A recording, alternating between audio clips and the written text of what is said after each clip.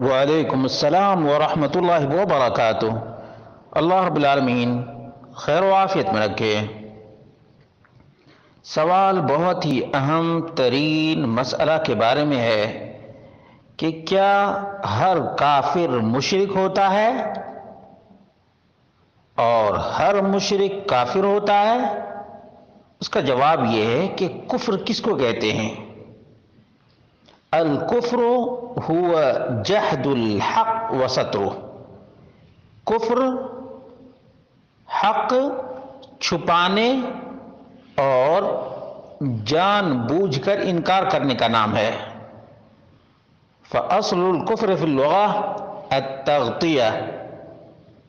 کفر کا ڈکشنری کے اعتبار سے اصلی معنی ہے چھپانا۔ وَأَمَّا الشِّرْكُ فَهُوَ صَرْفُ الْعِبَادَةِ لِغَيْرِ اللَّهِ۔ شرک کس کو کہتے ہیں؟ غیر اللہ کے لیے عبادت یا عبادت کا کچھ حصہ غیر اللہ کے لیے انجام دینا۔ فالکفر قد یکون بالجحود والتکذیب۔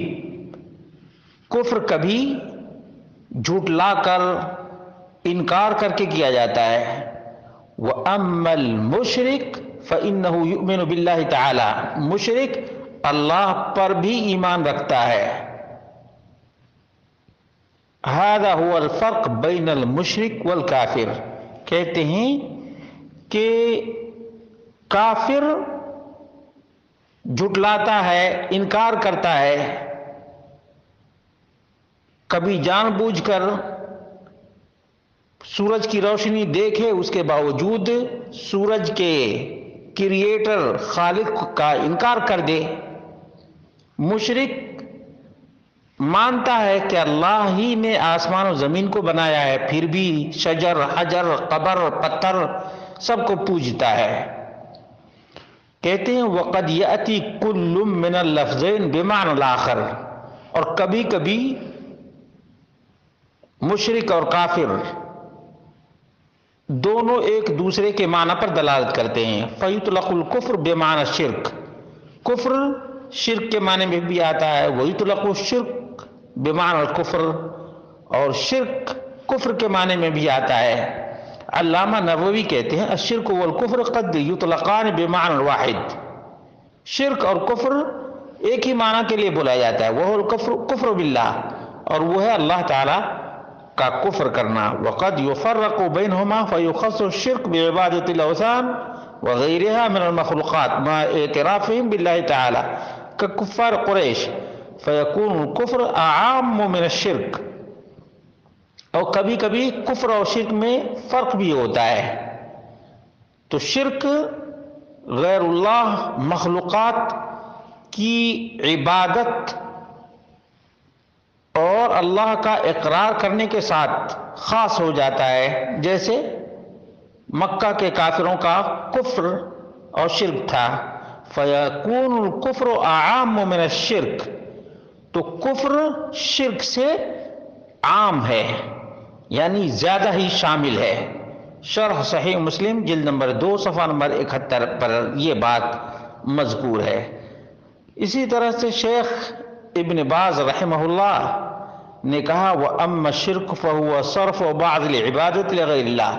شرک کس کو کہتے ہیں؟ عبادت یا بعض عبادت کو غیر اللہ کے لیے انجام دینا۔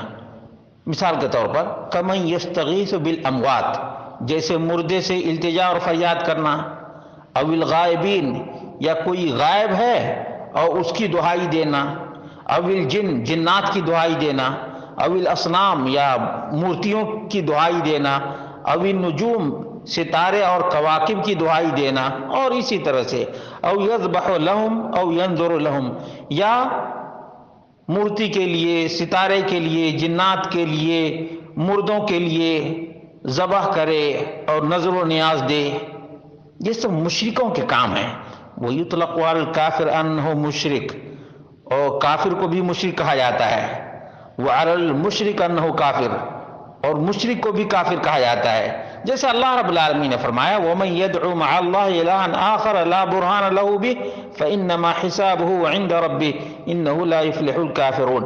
یہ سورۃ المؤمنون میں آیت نمبر 117 ہے۔ یہاں اللہ رب العالمین نے اللہ کے ساتھ غیر اللہ کو پکارنے والے کو بھی کافر قرار دیا ہے۔ دیکھا، اللہ کو بھی پکارتے ہیں اور مردے باباؤں کو بھی پکارتے ہیں، ان کو اللہ رب العالمین نے کافر قرار دیا ہے۔ اسی طرح سے اللہ رب العالمین نے فرمایا انہ من یشرک باللہ فقد حرم اللہ علیہ الجنہ ومأواہ النار، سورۃ المائدہ آیت نمبر 72۔ اور اسی طرح سے اللہ رب العالمین نے سورہ فاطر میں ارشاد فرمایا ذالکم اللہ ربکم لہ الملک والذین تدعون من دونہ ما یملکون من قطمیر ان تدعوهم لا يسمعوا دعاءكم ولو سمعوا ما استجابوا لكم ويوم القيامة يكفرون بشرككم ولا ينبئك مثل خبیر۔ یہاں سورہ فاطر میں آیت نمبر 13-14 ہے، اللہ رب العالمین نے مردوں کی دعائی کو شرک قرار دیا ہے۔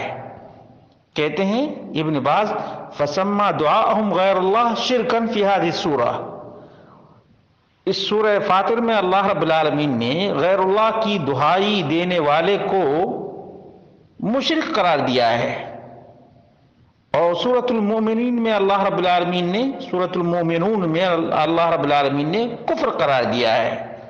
اسی طرح سے اللہ رب العالمین نے سورہ توبہ میں ارشاد فرمایا یریدون ان یطفئوا نور اللہ بافواہہم ویأبی اللہ الا ان یتم نورہ ولو کرہ الکافرون،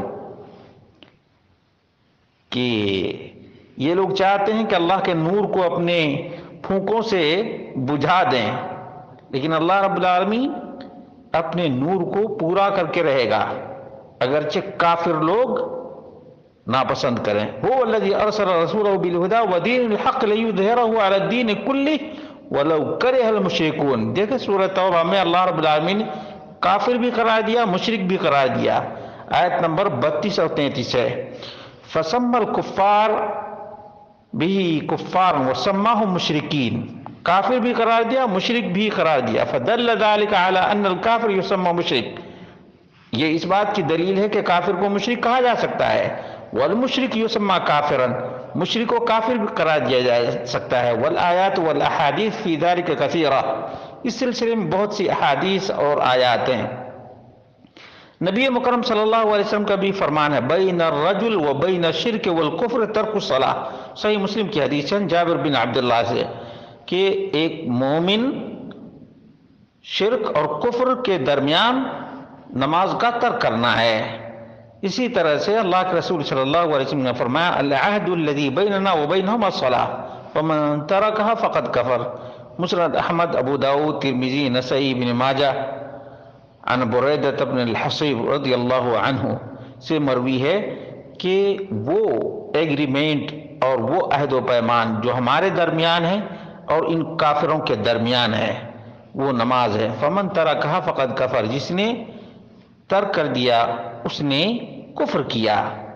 مجموع فتاوی شیخ ابن باز جلد نمبر 9 صفحہ نمبر 174-175۔ معلوم یہ ہوا کہ کافر کو مشرک کہا جاتا ہے، مشرک کو بھی کافر قرار دیا جاتا ہے، کہا جاتا ہے، یعنی ایک دوسرے کو مستلزم ہے، ایک دوسرے کے لیے لازم ہے۔ واللہ اعلم بالصواب۔